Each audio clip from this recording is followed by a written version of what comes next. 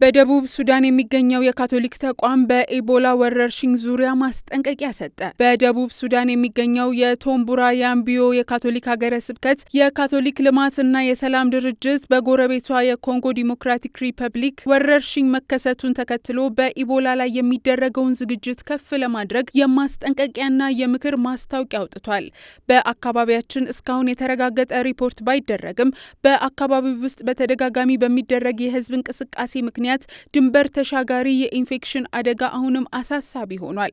ስለዚህ ዝም ብለን ወይም ዝግጁ ሳንሆን መቆየት አንችልም ሲሉ ክቡር አባ መንቢኮዮ ተናግረዋል። አሶሺየትድ ፕሬስ ረቡዕ ግንቦት 19 ቀን 2018 ዓ.ም ባወጣው ዘገባ በምስራቅ ኮንጎ የኢቦላ ተጠቂዎች ቁጥር 1000 መጨመሩን ገልጿል። አባ መንቢኮዮ የጤና ባለሙያዎችንና ተዛማጅ ተቋማትን በሁሉም የጤና ተቋማትና ማህበረሰቦች ውስጥ የክትትልና የቅድመ ምርመራ ዘዴዎችን እንዲያጠናክሩ በመግለጽ ስለ ኢቦላ ምልክቶች፣ የመከላከያ መንገዶች፣ የንጽህና አጠባበቅ ልምዶች፣ ስለ ቅድመ ጥንቃቄ አስፈላጊነት፣ የህዝብ ግንዛቤና የጤና ትምህርትን እንዲያጠናክሩ አሳስበዋል።